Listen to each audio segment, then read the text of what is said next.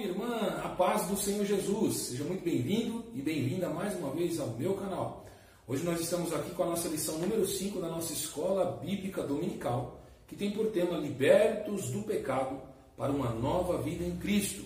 É a lição 5, a continuação do nosso trimestre, a qual estamos aprendendo sobre a Carta aos Efésios, a Igreja Eleita. Mas antes da gente dar início à nossa aula, eu quero agradecer a você que se inscreveu no meu canal, a você também que tem acompanhado os meus vídeos, e você que ainda não se inscreveu, se você puder, se inscreva no meu canal para que você possa estar recebendo os novos conteúdos aqui postados. Não esqueça de ativar o sininho. Deus vos abençoe. Vamos dar início à nossa aula? O nosso tema que vamos tratar aqui é Libertos do Pecado para uma Nova Vida em Cristo. O texto-aula que vamos usar como base para esse estudo está lá na Carta aos Efésios, no capítulo 2, versículo 4 e 5, que o apóstolo Paulo diz assim: Mas Deus, que é riquíssimo em misericórdia, pelo seu muito amor com que nos amou, estando nós ainda mortos em nossas ofensas, nos vivificou juntamente com Cristo, pela graça sois salvos. A verdade prática para a minha vida e para a sua vida é a seguinte: por meio da maravilhosa graça divina, fomos libertos do pecado, perdoados e salvos da condenação, e ainda recebemos o direito à vida eterna. Glória a Deus! O objetivo geral que vamos tratar aqui é revelar que a graça salvadora de Cristo nos garante a vida eterna. A presente seção da Epístola aos Efésios apresenta relevantes aspectos doutrinários da salvação. Nela, o apóstolo descreve a libertação dos pecados como um favor imerecido dado por Deus aos salvos, a fim de que eles desfrutassem de uma nova vida em Cristo. Capítulo 2 da Carta aos Efésios, Paulo vem mostrando em detalhes, que agora o objetivo é desfrutar uma nova vida em Cristo. Ele vem mostrando ali que estávamos presos, perdidos em nossas antigas condições, em nossas ofensas, em nosso contexto antigo de vida. Paulo vem mostrando. O versículo 8, um versículo bem conhecido, que vai dizer assim, que a salvação é pela graça, mediante a fé. Isso não vem de vós, é dom de Deus, não vem das obras para que ninguém se glorie. Paulo vem deixando bem claro que a salvação foi por meio da graça redentora de Cristo, por intermédio do sangue de Cristo. Ou seja, não é por meu mérito, não é por seu mérito, mas Cristo que veio nos salvar, derramando o seu sangue. Então Paulo vem esclarecendo, mas ele também vem conscientizando. Ele vai conscientizar a gente nesse capítulo de como era a nossa antiga vida. E esse é o nosso primeiro tópico, que tem por nome a antiga natureza morta em ofensas e pecados. No início da epístola, o apóstolo Paulo lembra que antes da regeneração estávamos mortos em ofensas, pecados, e éramos por natureza filhos da ira. Está lá do versículo 1 ao 3 do capítulo 2.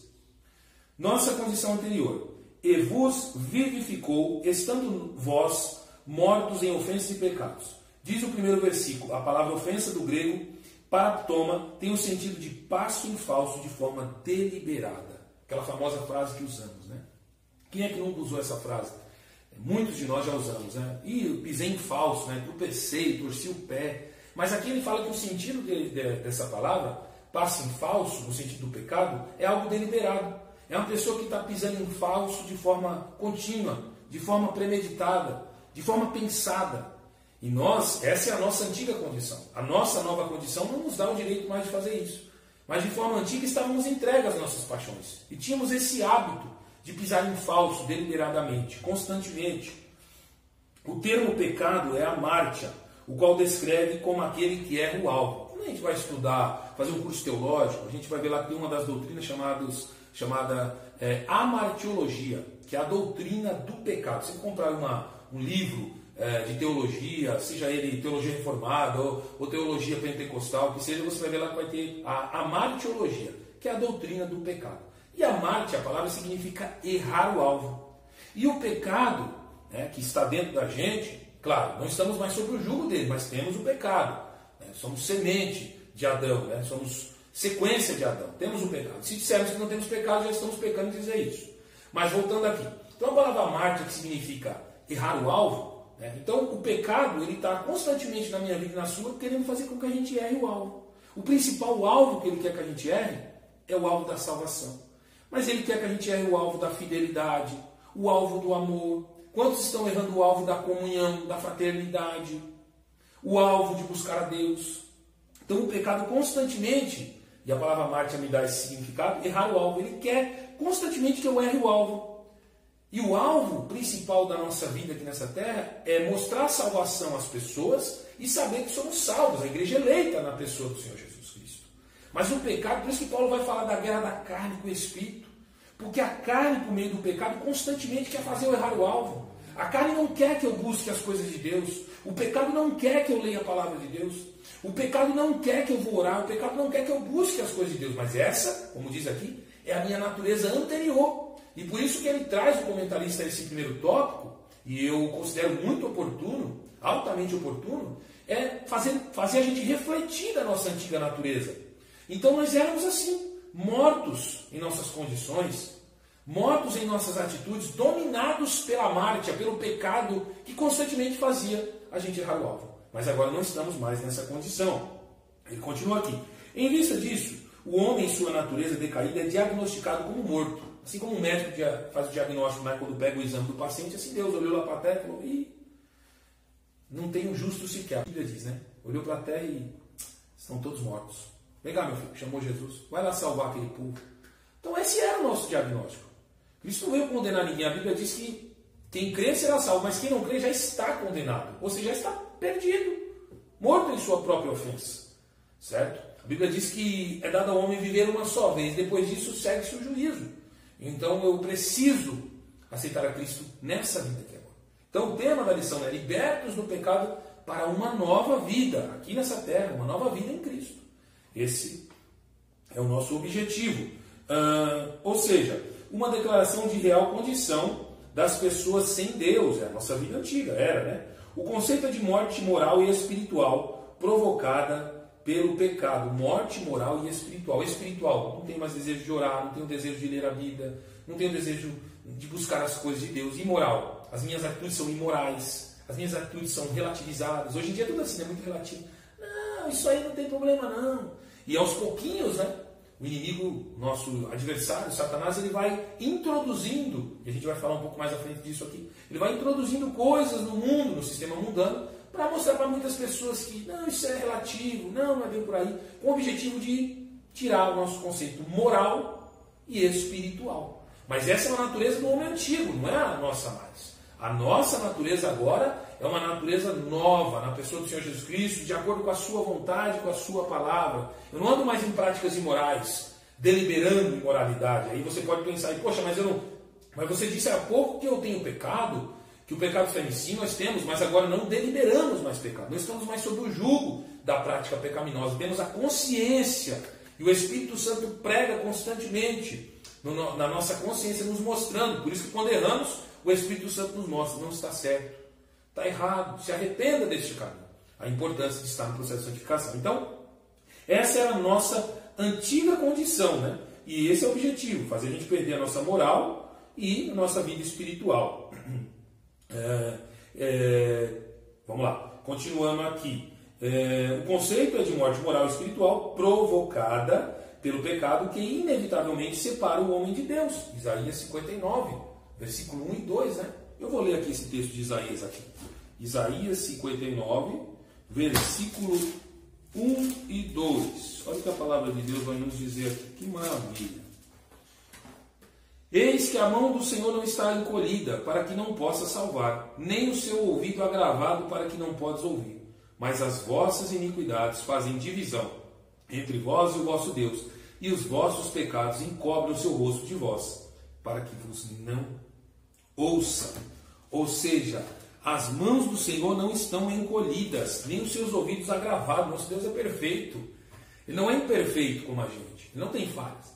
Mas as nossas iniquidades, o nosso pecado que faz divisão, que faz com que ele não nos ouça. Mas isso era a condição do homem antigo, do homem anterior sem Deus. Ainda continuando aqui. Tal qual um corpo inerte, a natureza pecaminosa impede o homem de ouvir e obedecer à voz de Deus. Quem assim vive está morto enquanto vive. Então a natureza antiga, o cara fica inerte. Ele não ouve, está entregue às suas próprias paixões. Certo? Ele está cauterizado, podemos dizer dessa maneira. Então essa é a condição antiga. Essa era a condição antiga do homem sem Deus. Mas o homem, quando recebe o Espírito Santo, quando é justificado pelo sangue, quando entra agora na vontade de Deus e começa a se esforçar, glória, o Espírito Santo vai intercedendo, por gemidos inexprimíveis, e Ele conhece a nossa limitação, Ele sabe as nossas falhas, Ele sabe a nossa dificuldade, e aí a importância de estar numa nova vida. Afinal, somos libertos do pecado para uma nova vida. Não estamos mais sob o jugo do pecado, deliberar pecado, mas temos que ter consciência, como o apóstolo Paulo nos mostra, que temos uma antiga natureza. Por isso que o objetivo desse primeiro tópico, altamente oportuno, trazer a reflexão. Olha assim, você era assim. Olha como você era sem Deus. E essa condição é bom a gente ter consciência, para a gente entender o quão necessário é estar debaixo do processo de santificação.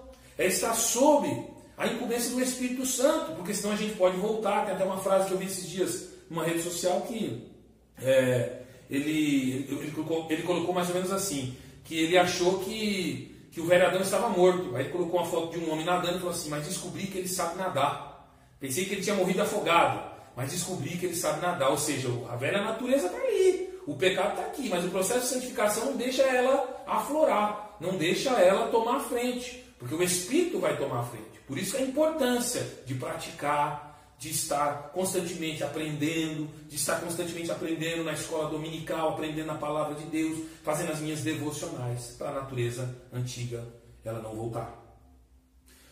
Nossas ofensas e pecados. A má conduta em que noutro tempo andastes é descrita por Paulo por meio da metáfora do ato de andar. Refere-se às atitudes erradas adotadas na vida passada do salvo, antes da regeneração. Ou seja, antes de aceitar a Cristo, antes de aprender um pouco da palavra, antes de uma nova vida, eu andava assim. Mas agora eu não sou um crente nominal. Ah, você é cristão? Ah, eu sou crente. Ah, eu sou cristão. Mas só nominalmente? Não. Eu tenho que ser em práticas, em atitudes, não somente de forma teórica. Essa era uma conduta antiga. Andava num ato de errar antigo. Hoje não. Eu erro, mas eu peço perdão, me arrependo, quero melhorar. Quero progredir no caminho da salvação. Quero dar exemplo. Glória a Deus. Andaste segundo o curso deste mundo. A parte B do versículo 2 do capítulo 2.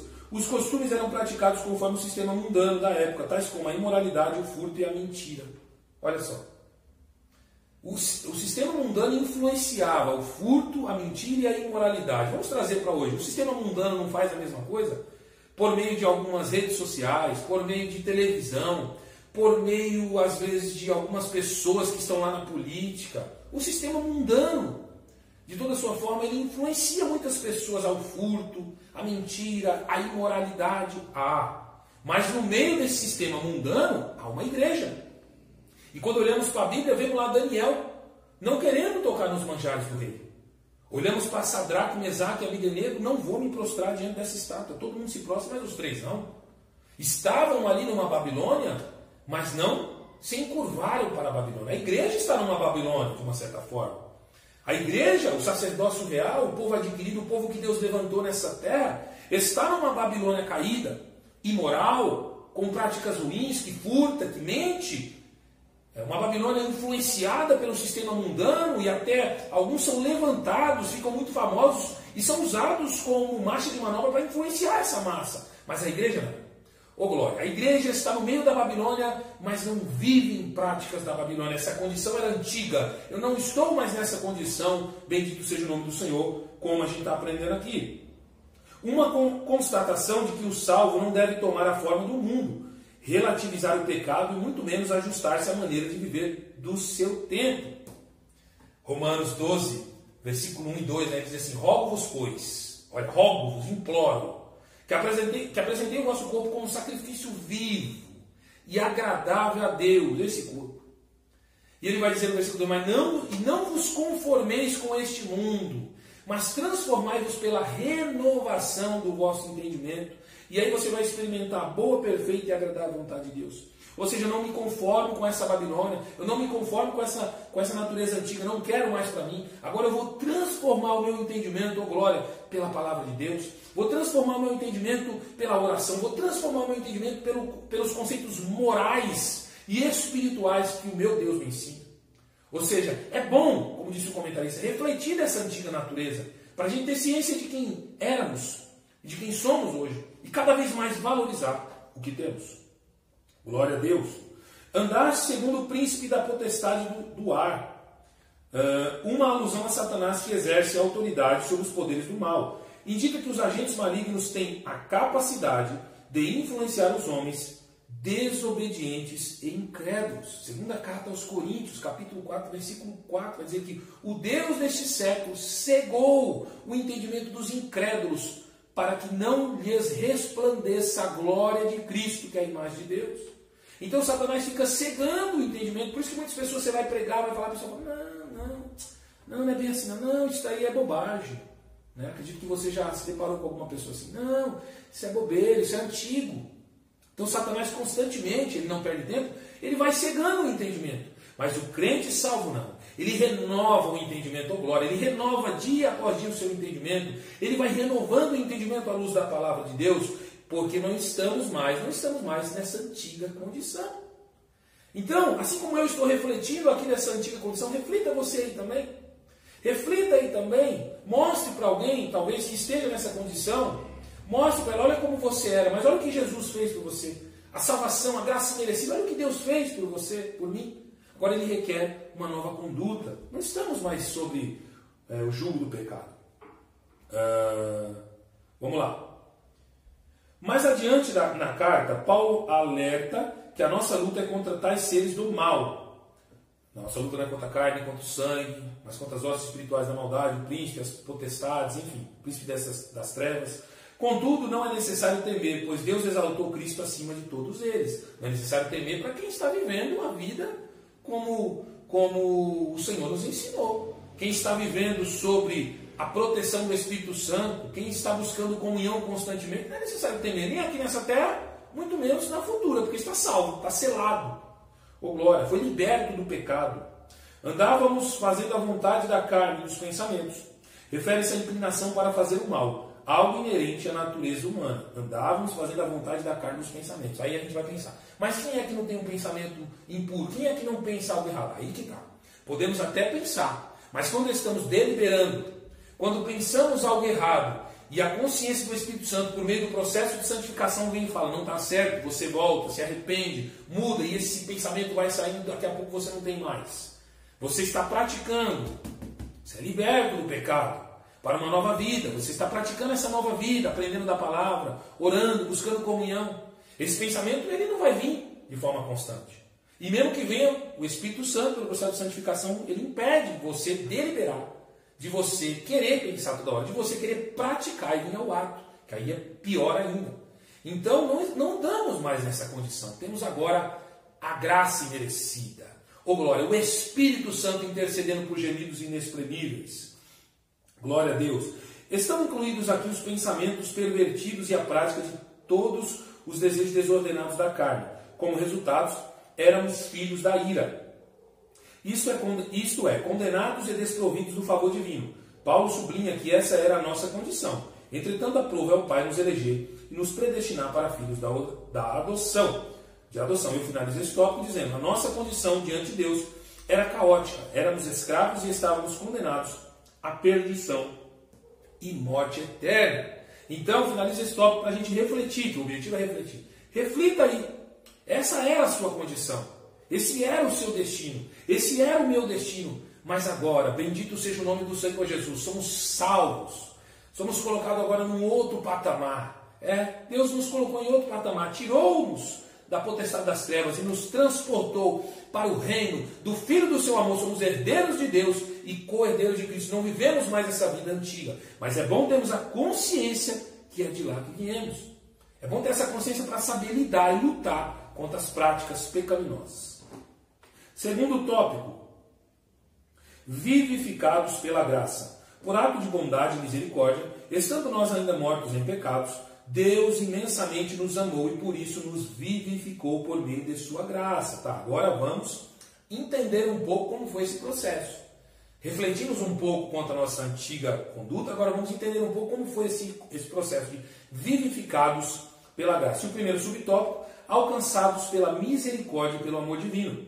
Após constatar a situação da humanidade sob a ira de Deus, no versículo 3 do capítulo 2, Paulo passa a descrever os atos divinos de amor e de misericórdia que alteraram o quadro caótico da raça humana. Textual. Mas Deus, que é riquíssimo em misericórdia, vos amou quando estava em suas ofensas. Ô glória! Ele começa a mostrar, a descrever, ou seja, o ato de amor imensurável. Nós somos vivificados por essa graça, e o primeiro tópico vai falar do amor. O amor imensurável de Deus, o amor que me faltaria palavras para expressar. O amor de Isaías 49:15, que uma mãe esquece do filho, mas ele não esquece. Ele não nos esqueceu. Ele não esqueceu dessa humanidade em meio a esse caos. Deus não esqueceu. Então aqui Paulo vem mostrando, nós somos vivificados pela graça, alcançados pelo amor e pelo Deus que é riquíssimo, abundante em misericórdia.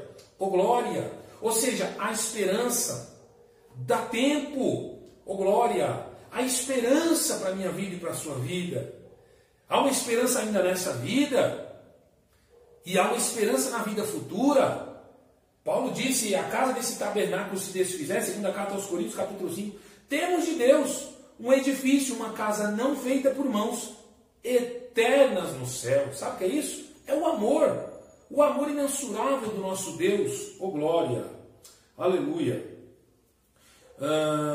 Começando com uma conjunção adversativa, o apóstolo declara exultante: mas Deus, que é riquíssimo em misericórdia, pelo seu muito amor com que nos amou. O ato de misericórdia implica compaixão e simpatia para com os indignos. Misericórdia, simpatia, compaixão. Tem um texto bíblico que vai dizer que Jesus, andando quando foi encarnado, ele olhou para a multidão e via que andavam desgarrados e errantes como ovelhas que não tinham pastor, e teve grande compaixão deles. Oh glória! Vários textos, ele vai ver a viúva de Naim, a Bíblia diz que ele teve grande compaixão. Em vários textos você vai ver Jesus, quando veio encarnado ali, os evangelistas contando, ele teve compaixão das pessoas, mostrando o Evangelho. O objetivo de Cristo sempre apregoar o Evangelho, mostrar o Evangelho, mostrar o seu imenso amor. Oh glória! Aleluia! O ato de misericórdia implica compaixão e simpatia para com os indignos. A carta aos Efésios ensina que ao prover à humanidade o meio de escape de merecida ira, Deus não se mostra apenas misericordioso, mas abundante em misericórdia. E essa riquíssima misericórdia procede do seu muito amor com que nos amou. A Bíblia enfatiza que foi a magnitude desse amor que motivou a nossa salvação. João 3,16, porque Deus amou o mundo de tal maneira, e como explicar isso de tal maneira, que deu seu Filho unigênito para todo aquele que nele crê, não pereça, mas tenha vida eterna. Oh, glória, bendito seja o nome do Senhor Jesus. Como explicar isso de tal maneira? Não tem como explicar. Deus amou de tal maneira, uma maneira sublime, extraordinária, imensurável. Oh, glória! Então, fomos alcançados pela misericórdia, pelo seu amor. Lamentações de Jeremias vai dizer, né, que a causa de não sermos consumidos, meus irmãos, aqui nessa terra, são as misericórdias do Senhor. Oh, glória a Deus! E a misericórdia de Deus é uma coisa que é interessante, porque você está na segunda-feira, a misericórdia está ali. Acabou a segunda, entrou a terça, misericórdia renovada. Acabou a terça, entrou a quarta, misericórdia renovada. Acabou a quarta, entrou a quinta, misericórdia renovada, e assim sucessivamente. Isso é maravilhoso, é o amor dele, longânimo, misericordioso. Oh glória! Aleluia! Segundo subtópico, vivificados por sua graça. Descrevendo as dádivas divinamente concedidas aos salvos, o apóstolo enfatiza que o amor de Deus nos alcançou, estando nós ainda mortos em nossas ofensas. Isso significa que não éramos merecedores desse amor, mas que mesmo assim Deus nos vivificou juntamente com Cristo. Essa frase quer dizer que nascemos de novo. Não estamos mais mortos, pois Cristo nos deu vida outra vez. Fomos vivificados sem mérito algum. Tudo foi efetivado por meio da sua graça, o favor imerecido. Vamos lá, vamos ler aqui o que está em João, no capítulo 3, no versículo 3. Olha só. Jesus respondeu e disse: na verdade te digo que aquele que não nascer de novo não pode ver o reino de Deus. Então, fomos vivificados por sua graça. A consciência de que a salvação foi pela graça, não foi pelas obras, porém mediante a fé. Fé em quem? Na pessoa do Senhor Jesus Cristo. Ô glória, como ele diz aqui, um novo nascimento. Ô glória, aquele que não nascer de novo não pode ver o reino de Deus. E o que é esse novo nascimento? É uma nova conduta, é uma nova prática, é uma mudança de pensamento. Agora eu vou pensar de acordo com os ensinos bíblicos. É uma nova postura, é um novo testemunho. Ô glória. Terceiro, exaltados por sua graça. O apóstolo dos gentios ainda destaca que o poder de Deus nos ressuscitou juntamente com ele e nos fez assentar nos lugares celestiais em Cristo.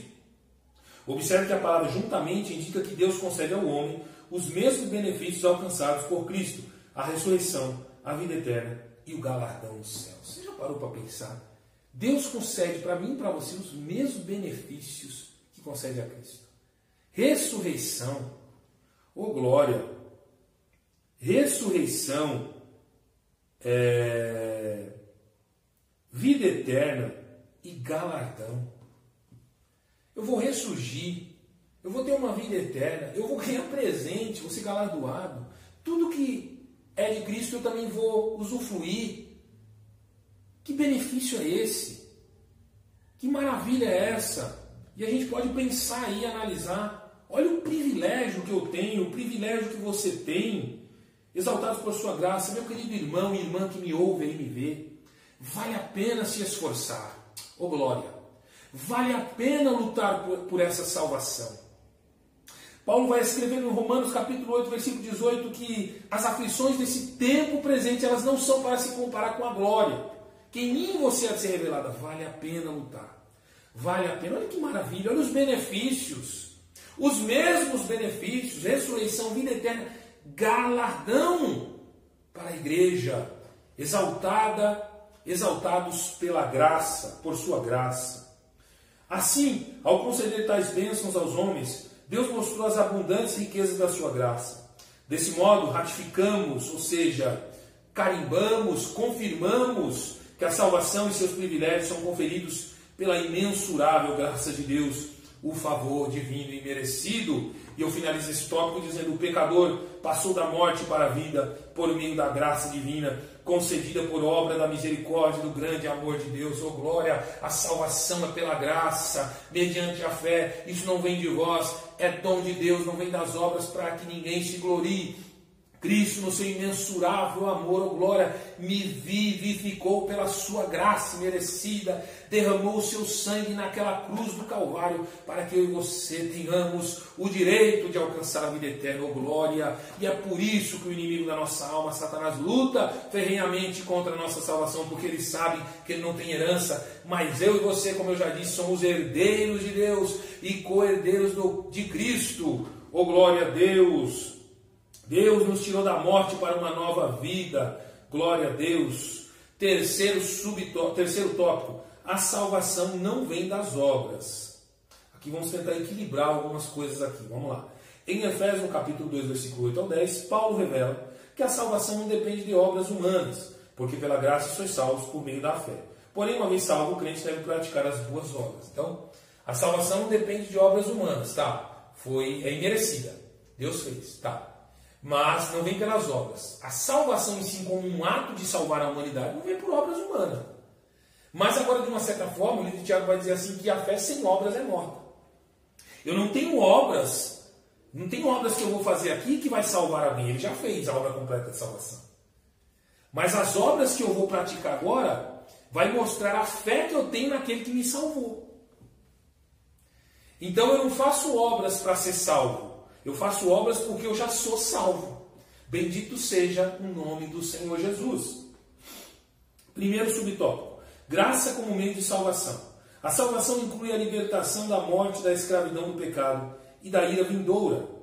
Ao mesmo tempo, permite ao salvo desfrutar de todas as bênçãos espirituais descritas em Efésios, do capítulo 2, do versículo 1 ao 7. Então, somos libertos da morte futura, somos libertos da escravidão do pecado aqui nessa terra, temos uma nova condição, somos salvos por essa graça imerecida, mudamos as nossas práticas, mudamos as nossas atitudes em meio a esse mundo perdido e caótico. Portanto, a salvação é o livramento do poder da maldição do pecado e da morte, e a restituição do homem à comunhão com Deus. Então Deus me restituiu, Ele restitui por meio da salvação a minha comunhão. Ele restitui a minha comunhão com Ele. Esse é o objetivo de Deus. Ter comunhão, se relacionar. Na carta ao Timóteo, o apóstolo Paulo vai dizer assim, no primeira carta, capítulo 4, versículo 1. Vai dizer assim, que o Espírito expressamente diz às igrejas, que no final do tempo alguns apostatarão da fé, e darão ouvidos a espíritos enganadores e doutrinas de demônios. Olha só, expressamente o Espírito disse, que no final dos tempos alguns apostatarão. Mas alguns, quem são esses? Os incrédulos, talvez, os desobedientes. Mas, ô glória, aquele que por meio da graça, da salvação, como diz aqui o comentarista, portanto a salvação é o livramento do poder da maldição do pecado e a restituição do homem à comunhão com Deus, uma bênção concedida a todos que recebem Cristo como Salvador. Esse texto não vai se aplicar na minha vida no sentido negativo, vai se aplicar no sentido de consciência. Olha, tem gente se perdendo. O Espírito expressamente diz que alguns vão apostatar da fé, mas eu não. Eu sou salvo, sou liberto do pecado para uma nova vida em Cristo. Esse texto não se aplica de forma na minha vida de forma prática. Ele se aplica numa forma de consciência. Eu vou ter consciência que tem pessoas se perdendo por essa causa, por espíritos enganadores e doutrinas de demônios, mas eu não. Eu sou a igreja salva. Eu saí de uma vida antiga para uma vida nova, em comunhão com Deus. Oh, glória a Deus! Aleluia! Vamos lá. A palavra graça é a tradução do grego charis, que significa favor imerecido. Ela mostra que a iniciativa para tornar possível a salvação veio da parte de Deus. E por meio da graça que Deus ative, o livre-arbítrio e capacita o pecador para que responda com fé ao chamado do Evangelho. Glória a Deus. Romanos 11, no versículo 6. Todavia, ainda assim o ser humano é livre para escolher entre dois caminhos, salvação e perdição. Sua liberdade não foi eliminada e a graça pode ser resistida. Essa visão, vamos deixar bem claro, é uma visão que chamamos de visão arminiana. Né? A visão que o nosso comentarista traz aqui é a visão pentecostal, a visão que essa graça pode ser resistida. Vai usar como base João, capítulo 7, versículo 17. Vai dizer que o ser humano pode escolher entre dois caminhos. Né? Por que eu disse isso? Porque numa visão, por exemplo, calvinista, ele já vai mostrar diferente. Ele vai mostrar que o homem pode resistir até que Deus se apresente de forma irresistível ao homem. Eu não quero entrar nesse contexto polêmico aqui de quem está certo e quem está errado. Mas eu consigo compreender as duas formas. Acredito que essa maneira também é uma maneira existente, o homem pode resistir. Mas eu acredito também, como na visão calvinista nesse ponto, que o homem, por uma intervenção irresistível da ação de Deus, ele pode vir ao Senhor. Eu falo isso porque a minha salvação foi nesse ponto. Para esclarecer melhor isso, a gente for estudar um pouco Armínio e Calvino, a gente vai ver que na visão arminiana vem primeiro arrependimento e fé, e depois regeneração. Na visão calvinista vem regeneração, depois arrependimento e fé. Aqui ele mostra, nós estamos tratando na visão pentecostal, uma visão mais arminiana, que o homem pode resistir. Tá? Eu trouxe essa outra explicação também calvinista. Quem está certo e quem está errado, isso não é o nosso maior objetivo aqui. O objetivo é pegar as informações, juntar essas informações e entender que, independente se temos um pensamento mais calvinista nesse sentido ou mais arminiano, como diz um grande pregador presbiteriano, ele disse, perguntaram para ele acerca das diferenças de algumas igrejas. Ele disse assim, olha, a igreja salva em Cristo, mesmo que tenha alguns pontos divergentes teológicos, é assim, está um andando numa rua aqui, o outro andando numa outra rua, mas no final essas ruas se cruzam lá no final. Então, essas diferenças não podem nos causar contendas, né? Isso não agrada a Deus. Então eu trouxe esse outro pensamento também para a gente pensar quanto a essa parte aqui da liberdade, que ele trouxe aqui, sua liberdade não foi eliminada e a graça pode ser resistida. Como eu disse, na visão arminiana ela pode ser resistida, na visão calvinista ela pode ser resistida até o ponto de Deus intervir. Exemplo, Saulo no caminho de Damasco. Ele estava indo perseguir a igreja, mas Deus ali interviu de uma forma irresistível, se apresentou a ele e ali em diante mudou a vida de Saulo, que viria a ser o apóstolo Paulo. Vamos lá. A fé deve ser considerada como a aceitação da obra realizada por Cristo em nosso favor. Ela é a resposta à graça de Deus, através da qual recebemos a salvação. Segundo subtópico, obras como evidência de salvação. Agora nós vamos tentar conjecturar mais, porque falamos muito, né? A salvação é pela graça, não é das obras, e agora a gente tem que juntar isso, tem que equilibrar isso aqui. Aqui Paulo usa duas negações para endossar a origem da salvação. A primeira expressão, isso não vem de vós, que é a parte B do versículo 8. Trata da salvação pela graça que provém de Deus. A segunda ratifica que a salvação não vem das obras, o que indica não se tratar de recompensa de algum ato humano. É isso que Paulo está querendo expressar. Não se trata de uma recompensa de ato humano. Por isso que ele fala que não vem de obras. Então só fazer obras voluntárias de ajudar o próximo. Bom, mas só fazer obras, mas não tem práticas de vidas de mudança, não mudei minha natureza antiga, mas faço obras, não vai adiantar. Não vai adiantar. Ajudo todo mundo, ajudo muitas pessoas, faço muitas doações, mas não mudei as minhas práticas da minha velha natureza, continuo praticando coisas. Não vai adiantar, é isso que Paulo está dizendo aqui. Então agora nós vamos conjecturar essa visão equilibrada quanto às obras. Vamos lá. Ele continua aqui dizendo: o que indica não se tratar de recompensa de algum ato humano. Essas afirmações incluem a possibilidade de alguém ser salvo pelo esforço pessoal. Como a salvação é uma realização divina, agora somos feitura sua, criados em Cristo, para as boas obras. Versículo 10, olha só, da carta aos Efésios, versículo 10 da carta aos Efésios, capítulo 2, olha o que diz lá.